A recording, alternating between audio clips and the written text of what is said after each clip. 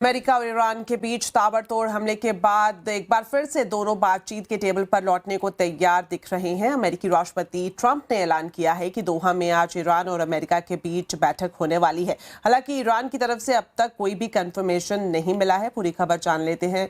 वरिष्ठ सहयोगी लक्ष्मण रॉय हमारे साथ लाइव जुड़े हुए हैं।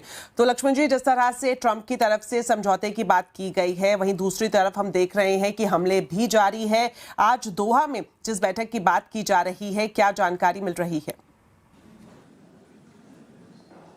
देखिए, ये जो बैठक दोहा में होना प्रस्तावित है वो कई मायनों में काफ़ी महत्वपूर्ण है, क्योंकि ये बैठक ऐसे समय में की जा रही है जब वीकेंड में शनिवार रविवार को हमने देखा दोनों तरफ से काफ़ी भारी गोलीबारी हुई और दोनों तरफ से ये भी कहा है कि उन्होंने सीज़ फायर का उल्लंघन किया, तो ईरान ने कहा कि इन्होंने सीज़ फायर का उल्लंघन किया।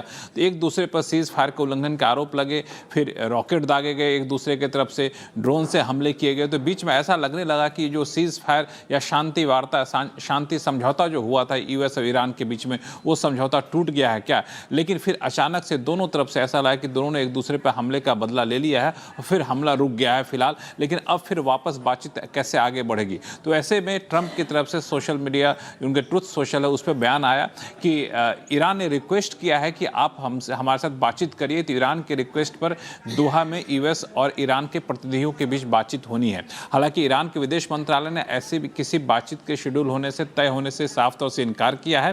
हालांकि उन्होंने ये बात जरूर कही कि चूंकि ईरान के बहुत सारे फंड जब्त कर रखा है यूएस ने, उस फंड को रिलीज करने के लिए एक एक्सपर्ट टीम जो है वो जाएगी दोहा, वहां बातचीत करेगी। तो वो एक तरीके से कह सकते हैं कि वापस से बातचीत पटरी पर आती हुई यहां पर दिख रही है। हालांकि राहत की बात यह है कि पिछले 24 घंटे से एक दूसरे की तरफ से कोई हमले नहीं हुए हैं। तो शायद ये होता है कई बार के सीज फायर होता है, शांति वार्ता होती है, तो बीच में कभी कभार ऐसे हमले हो जाते हैं। तो वही रहा हो, सीज फायर पर वापस लौट पाए, दोनों के बीच बातचीत हो। इस बातचीत होने से एक और फायदा ये हुआ कि कैसे उस शांति वार्ता के फ्रेमवर्क पे कैसे आगे बढ़ना है, इसका भी रोड मैप यहाँ से निकलकर सामने आ सकता है। लेकिन इस बीच एक अच्छी खबर ये निकल कर आई है कि इजरायल और लेबनान के बीच में जो सीज फायर हुआ था, उस पर बातचीत अब आगे बढ़ने लगी है। लेबनान के सेना प्रमुख आपस में चर्चा कर रहे हैं कि आखिर इस सीज फायर पर कैसे आगे बढ़ना है, कैसे इजरायल अपने सैनिकों को लेबनान से हटाना है। जो लेबनान इस पूरे शांति वार्ता में एक केंद्र बिंदु में था, वहाँ भी स्थिति समान होती हुई दिख रही है। तो थोड़े से राहत के आसार यहाँ पे दिख रहे हैं इस ईरान